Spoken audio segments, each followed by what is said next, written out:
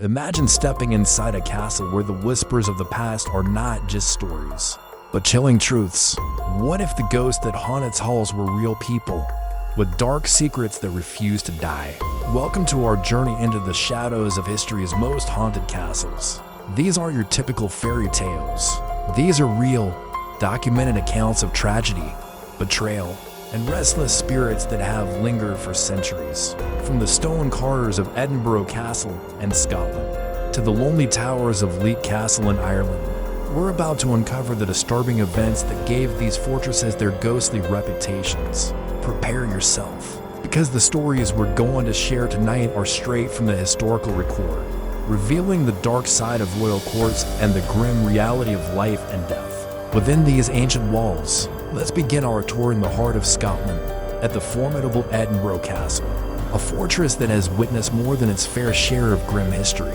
One of its most famous and tragic tales is that of the Phantom Piper. Centuries ago, a network of secret tunnels was discovered leading from the castle down the Royal Line. To explore them, a young boy, a piper, was sent down into the darkness. His job was to play his bagpipes as he walked, so those above could trace his path. The sound of his pipes echoed through the streets, then suddenly silence. The music stopped, and the boy was never seen again. A search party was sent, but they found nothing. To this day, visitors and staff report hearing the faint, sorrowful sound of bagpipes rising from beneath the castle grounds. A ghostly melody played by a boy lost to the darkness forever. Was he a victim of a tunnel collapse? Or did he encounter something far more sinister lurking below? The mystery remains, and his lonely music is a constant, haunting reminder. But the Phantom Piper isn't the only soul trapped within Edinburgh's walls. During the 7 Years' War and the American Revolutionary War, the castle's dungeons were crammed with prisoners of war. Conditions were horrific. Disease, starvation, and despair were rampant.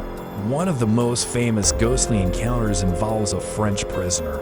Many tourists have reported a sudden drop in temperature in the old dungeon area, followed by the distinct feeling of being pushed or shoved by an unseen force. Some have even captured photographic anomalies, strange mists and orbs, believed to be the tormented spirits of these prisoners.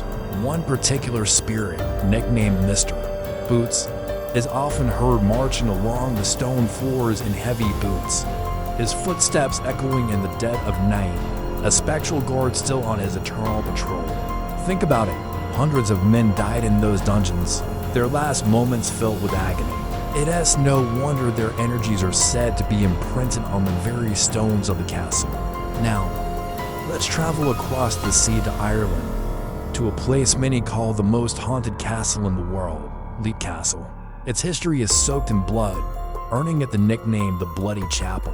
The most infamous story is that of a brutal fratricide that occurred right within the chapel walls. In the 16th century, the O'Carroll clan, known for their violent tempers, ruled this castle. Two brothers, a warrior and a priest, were vying for leadership. One day, as the priest was holding mass in the chapel, his warrior brother burst in and, in a fit of rage, plunged his sword into his sibling's back. The priest collapsed and died on the altar in front of his horrified family. Since that day, the chapel is said to be haunted by the spirit of the murdered priest. People have reported flickering lights, the scent of sulfur, and a chilling presence that feels overwhelmingly sad and angry. The room itself is said to emanate a palpable sense of dread, a place where a sacred act was violated by an unforgivable sin. But the horrors of Houska Castle don't end in the Bloody Chapel. During renovations in the early 1900s, workmen made a truly gruesome discovery. Hidden behind a wall in the chapel was a secret dungeon, an oubliette. The word oubliette comes from the French word oublier, which means to forget, and that's exactly what this chamber was for. People were dropped through a trapdoor into the darkness below and simply left to die. When the workmen explored it, they found something unimaginable.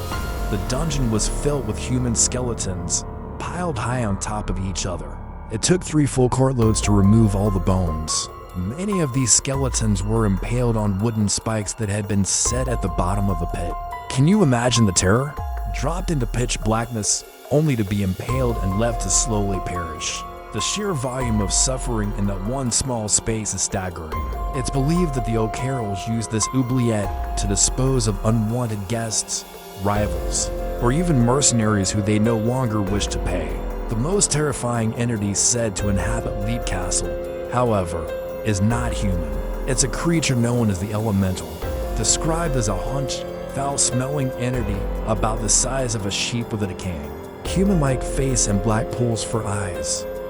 This spirit is believed to be an ancient, primal force. Its presence is often preceded by the smell of a decomposing corpse and sulfur.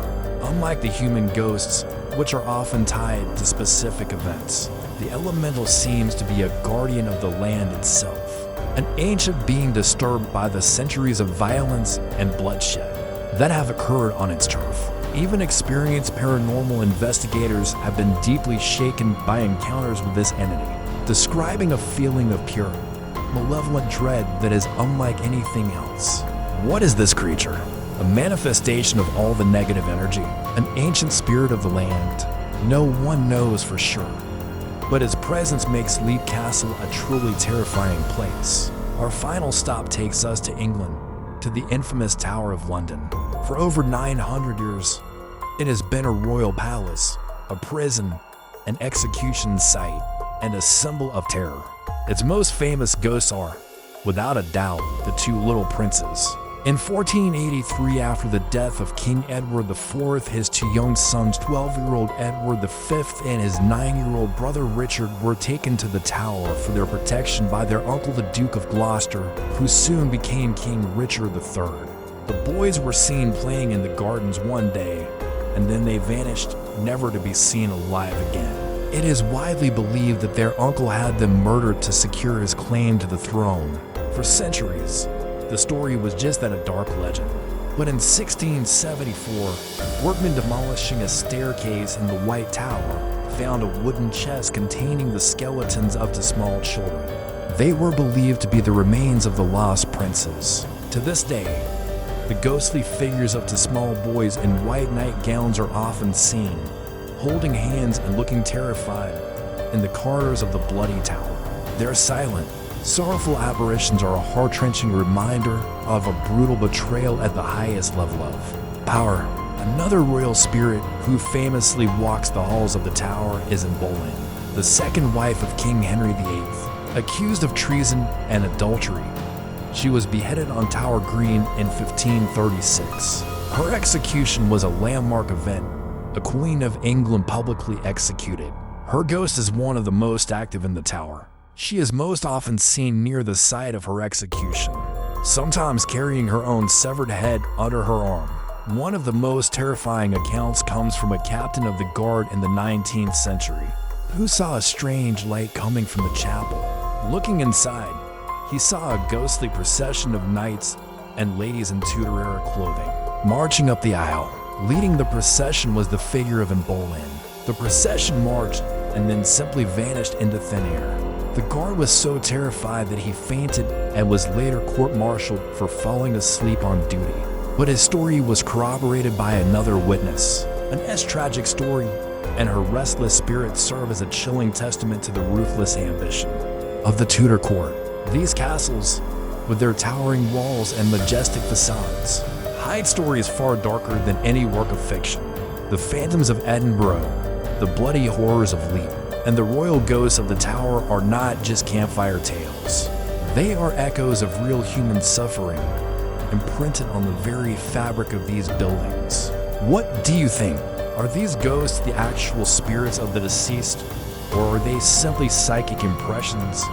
A kind of historical recording of intense emotional events. The line between history and haunting is blurry, indeed. Thank you for joining us on this journey into the dark history of these haunted castles. If you're fascinated by the hidden stories and mysteries of the past, make sure to hit the like button and subscribe to our channel for more explorations into the unknown. Let us know in the comments which haunted location you'd like us to investigate next. Until then, stay curious.